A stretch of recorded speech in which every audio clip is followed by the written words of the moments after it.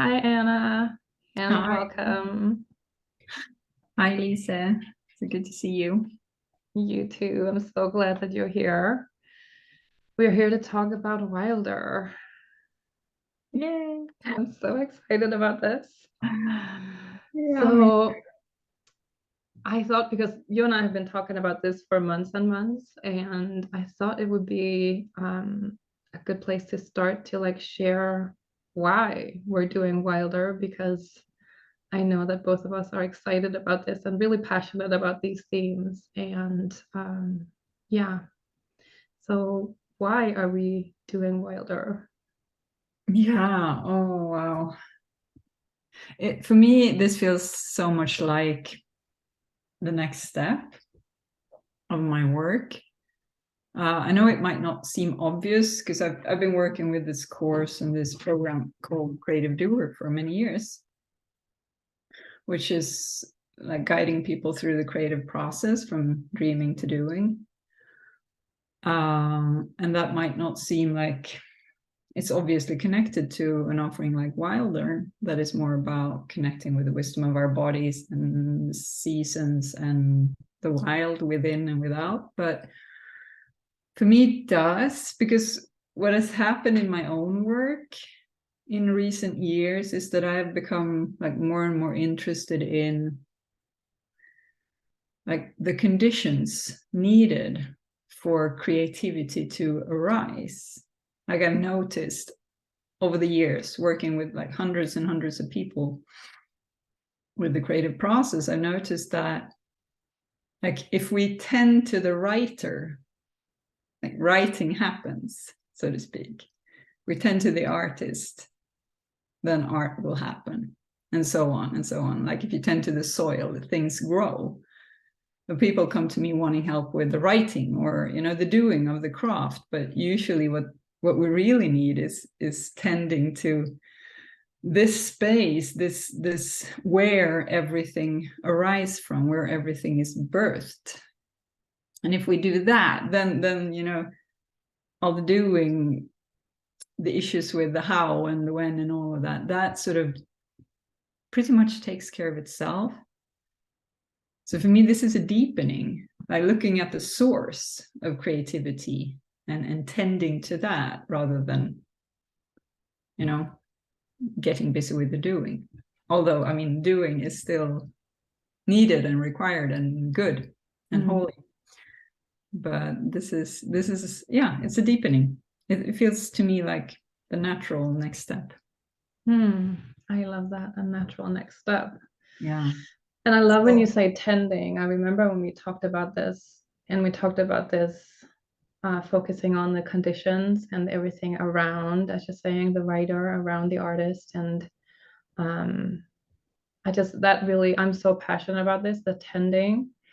And for me, I'm really, I've just felt such a need for slowing down and for deepening and for rooting into the last few years. So for me, this also feels like a natural next step of like, I really enjoy offering spaces that are like held in a way where we can really dive deep rather than like consume more information. I think we all know so much and we live in a time of, information, and it's so important for us to slow down and sit with the things and feel them in our bodies and breathe together and just like integrate the things. And that's why for me this circle is so important, because for me integrating happens in community, and the circle is just such a beautiful way of coming together and of learning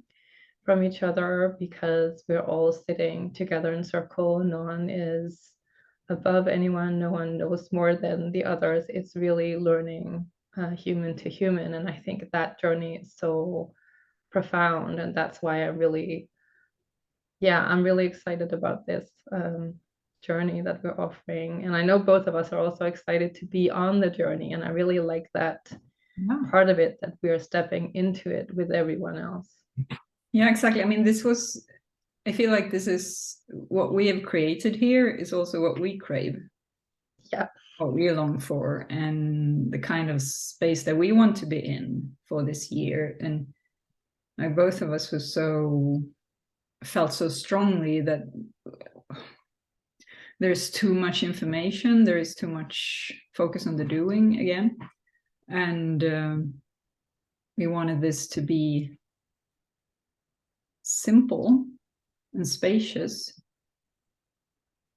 while also, you know, having this, offering this profound thing that an ongoing community of people, a coven of people following each other through a whole journey, a whole year. I mean, we're going to do this a whole year, Yes. but we're not sort of adding to the constant doing, the to-do lists and so on. We're not adding workbooks and lessons and you know, all these things that we need to do, that so many of us, like, we don't there is no space for that anymore. I can't take another course, honestly, or not right now. So I feel like this is what we need also in that regard, that there's gift in the simplicity and the spaciousness that we're creating here. Exactly. We really talked about that, right? The spaciousness, the like offering a space for us to come together and for us to like share experience and witness each other. There's such power in witnessing each other's journeys rather than always being focused on what's the next step, what do I do next, how do I get to here, but like literally walking together, seeing where the other person is. That's just that part I find really profound. I'm really looking forward to that one. Yeah, me too. Yeah, we're gonna go, like, we're gonna follow the moon. Our meetings are scheduled around the moon, the new moon and the full moon. We're gonna go, it will be like 2 weeks in between our gatherings, and it won't be on the exact day of the new moon and the full moon, because for simplicity's sake we're doing all the gatherings on Sundays, but still it will be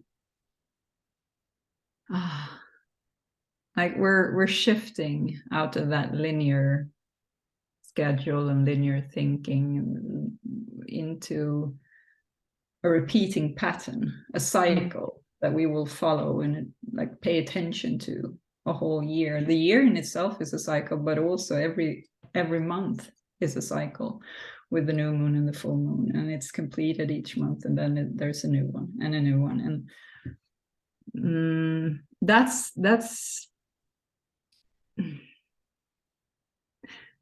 a very fertile thing to do.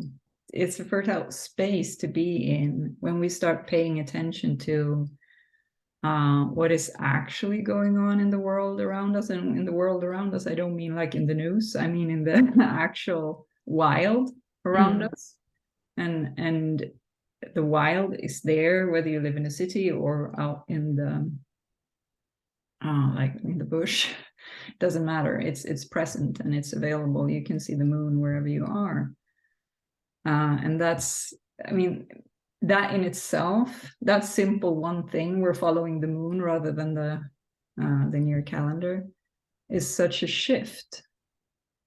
And I so look forward to seeing what happens when we spend a whole year paying attention to those cycles and how they are also reflected in our bodies and in our energy levels throughout the year, throughout the month, and what that means, like how that can help us work in a different way, show up for work in a different way, be creative in a different way, tend to ourselves and our needs in a different way. There's so much information there. There's so much relearning, I think, to do. Relearning, yes.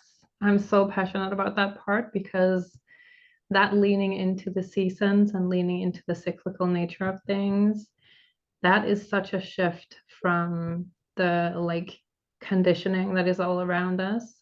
And I really love when you say pay attention to. I'm also really excited about that part of just the doing is the paying attention. We're not like accomplishing big projects or big goals. We are doing the little things, such as paying attention to what does it feel like to be outside today compared to yesterday.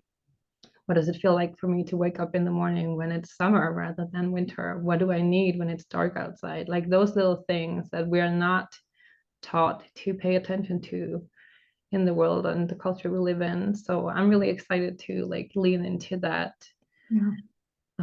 Yeah, as you say, like the cyclical nature of things. That's just really, I can feel the more that I do that and the more I slow down, the more I pay attention to those little nuances, that there's like a shift happening within me and like physically and energetically. And yeah, I just think it's core to the time that we live in, where everything is just so fast that if you want something different than that fast pace and just going, then leaning into the seasons and to the cyclical nature of things is really key. Yeah, I think so too. Leaning into those things that can't be rushed. You cannot rush the seasons, you cannot rush the moon. None of it is like it's happening on its own timeline. Cannot And rush the that's so moon. healthy for us, because we always, like most of us, always feel like we should be doing this faster, we should be doing more, we should be, you know, whatever that story is. And when we lean into something that is actually not changeable in that way, that cannot go faster, that cannot be affected by our ambitions or our goals, that sort of, that does something to us. It lends a slowness, or not. I mean, it's not always even slowness, it's just a right timing, a right pace. It's you know. Yeah, it's like tapping into a rhythm, right? Yeah. Like following a rhythm that most of us don't like pay attention to. Yeah.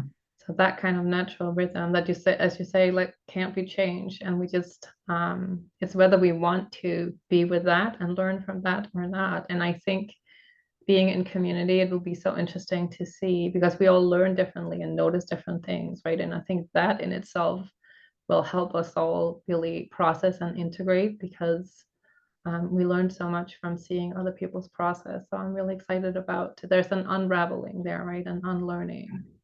Yeah, unraveling. Yeah. I mean, also another reason to me wanting to do this was also because I feel excited about collaborating with you and your, like, your area of work, your area of expertise, as it were, and what your sort of entrance point into this work is different than mine, which is a really good thing here. And I'm so drawn to the way that the way your work is anchored in the body, in the intimacy with ourselves and our physical selves, and how we can sort of use that as a way in, like, connecting with the body. Sounds so simple, and it's also so profound. It's an opening into, again, a different pace. It's an opening into wisdom that we don't always hear because we're too busy normally. And I love how you focus on the need to slow down in order to hear that, in order to get to that connection. And I mean, that's helping me too, because I'm really fast paced normally, and I want things to happen now or yesterday. And that constant reminder to slow down, to go even slower and see what happens then. That's, I mean, for me, that's magic. And I really feel like that that combines so well with the work that I do. Yes. That deep listening, that shifts how we show up and express creatively as well. And there's something really juicy about that. Thank you for mentioning that. Yes, I feel the same way. I think that, like, the ways that we work just really come beautifully together. And I just think the reason that I have ended up here where everything starts with the body is because I've lived most of my life not doing that. So that's why I'm so good at it, is because I know exactly what it's like to be completely disconnected from your body and not know what's going on in your body, not know your own emotions, not feel what's going on. And that is the reality for most of us, because that is what we learn. That is what society tells us to, not take emotions seriously, not be vulnerable, not let the body come first. And for me, that's also a big part of the unlearning of my work in general, but also of this circle. And that's why I find it to be so aligned, because I'm really passionate about this unlearning and of this. For me, this is also a big unraveling of the systems and of like the power over idea of the body, like wanting to control the body, wanting the body to do what you need it to do. I really, for me, everything shifted in my work when I started listening to the body and letting the body come first. And I know you do this as well in your practice, like you slow down radically, even if it's really impractical for you. Like, I need to pause, I need to slow down, I need to postpone things, I need to drop something, I need to not do this. And most of us don't, because it's just impractical sometimes. And then we would rather do like, well, this fits the schedule better. And sometimes we just, it's pretty radical what happens when we listen to the body and listen to, when do I need to rest? What do I need right now? What do I need to express? What is the next thing for me? What does my intuition tell me? And those things are, for most of us, is something that we really need to practice, because for most of us, we're like, I don't know, I don't know, I don't know. I don't know what I feel. I don't know what I need. I don't know what my intuition is telling me. What is it even? Right. So that is why I love the slowing down, because it is relearning all the things that we already know, but no one has supported us in learning them and remembering them. So it's actually, that's what I love about the circle, that it's more remembering than it's a learning, because we know how to connect to our intuition. It's just that most of us haven't grown up in spaces where we were asked to connect with our intuition. Most of us were asked to not do so. Yeah. And that's what I love about this, that it's remembering, and it's allowing the body to show you its wisdom rather than practicing something new. It's very accessible for all of us. It is simple, as you're saying. It's very simple and it's very profound. And for most of us, it's very complex to get to, because there's so many layers of conditioning and trauma and experiences that just we need to kind of root through and understand before we can get back to that natural space of connecting with our bodies and listening to our own needs and our own wisdom. Yeah, exactly. That thing when we don't know, I don't know what I want, I don't know what I don't want, I don't know where to go next, I don't know what to do. I hear that so much. And when we're in that state of disconnect, when we cannot access those answers within ourselves, we cannot access our intuition, we cannot access, or we can't read or pay attention to the language of our bodies. That's when we have to listen to, we're looking for outside answers. We're looking for people to tell us what to do. We're looking for people to mimic. Okay, so that's how you do this thing. Okay, I'm going to go ahead and copy that. Or, we're looking for blueprints, all of that. And we end up lost because it's not our path. It's not our truth. And so it's so crucial. That's we're so lost. crucial. We're lost without that connection. So it's, yeah.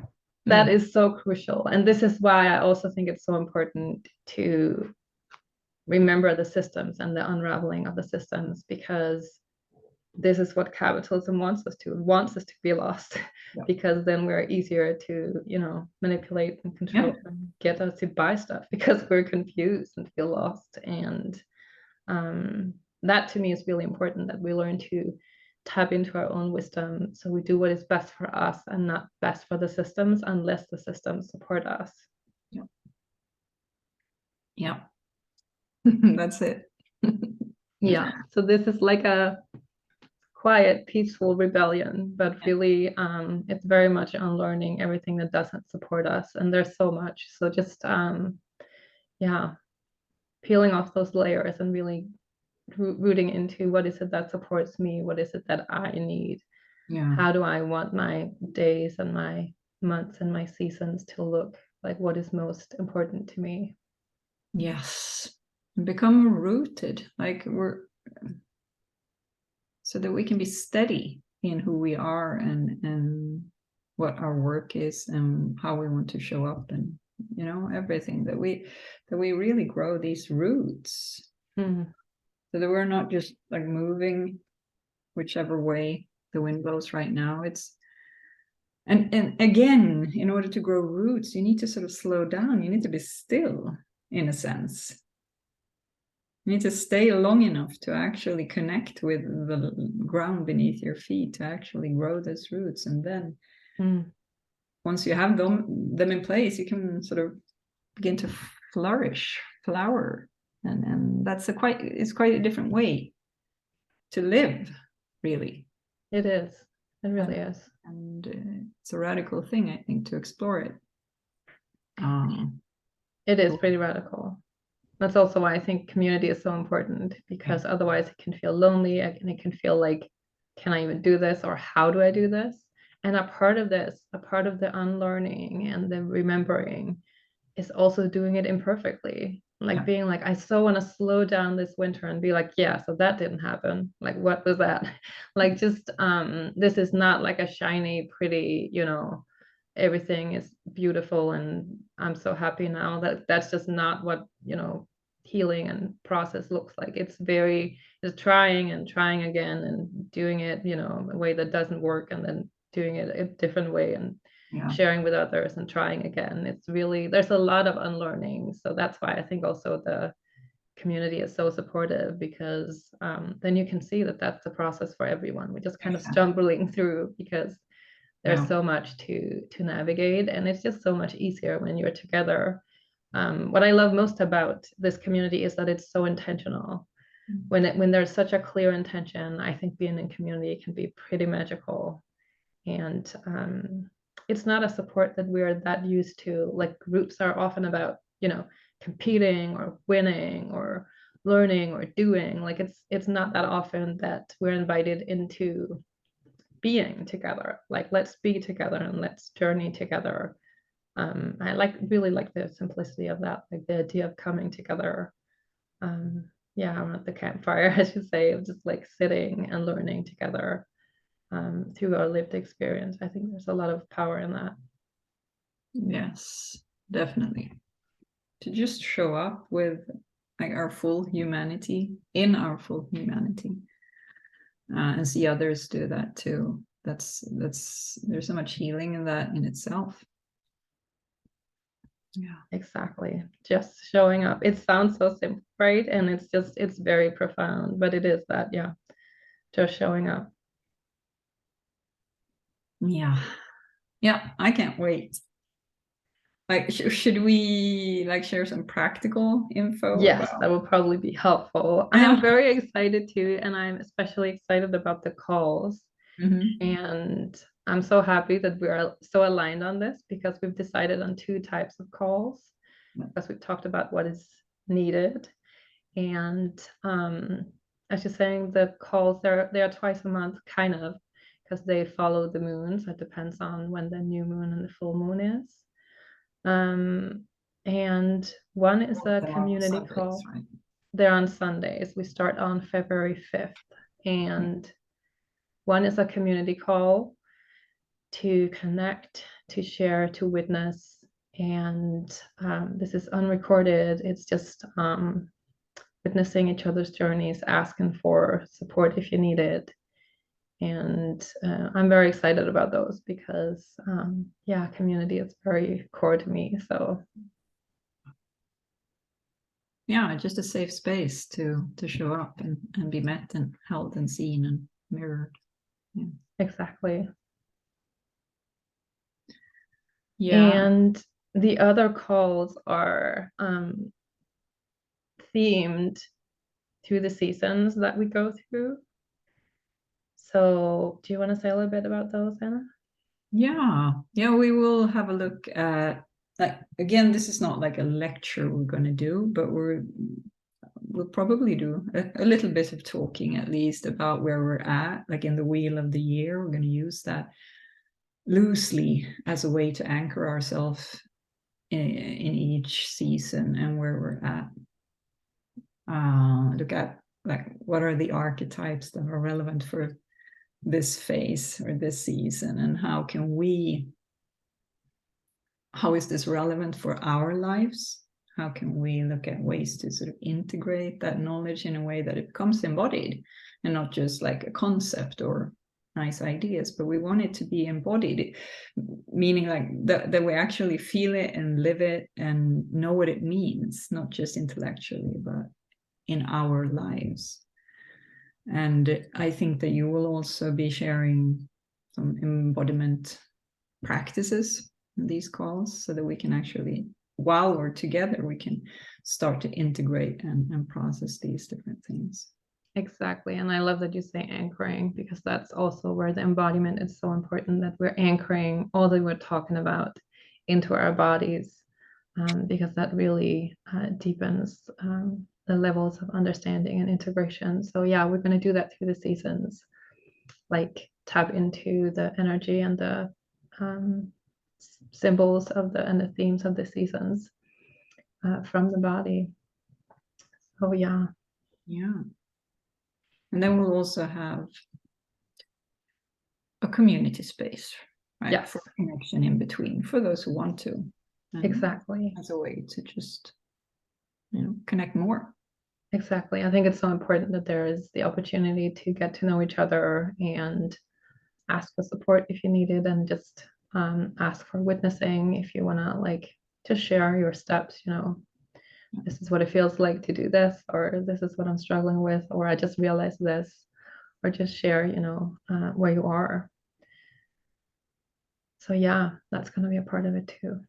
And we're going to share through the seasons, we agreed to do this intuitively, so we're not going to each month share. It's just saying there's not going to be workbooks, there's not going to be things to do, but we're going to share little resources, maybe a meditation or thoughts on the season. And this will depend on, whatever comes up for the group. So we'll be generous and share, like, as Anna said, from our lived experience, like what has helped for us and what we have, some of the practices that are supporting us in our journeys. Yeah. Yes, and also going back to the calls, there will be 4 times throughout this year with the equinoxes and the solstices where we'll gather for like a simple ritual to just mark the shift from one season to another.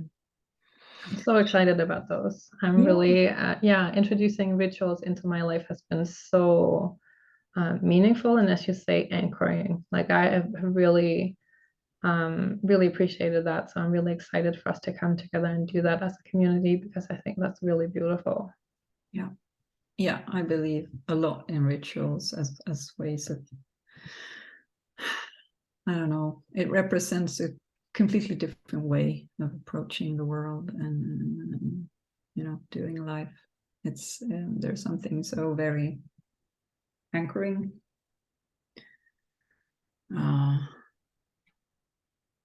We don't know yet exactly what that will look like, but it's going to happen and it's going to be good. I trust it. Yeah, for me, this is very much also about trusting our intuition, trusting what we feel led to as a group and as individuals. And I think, I think that will be a really beautiful part of it. Yeah, I look forward to that. Me too.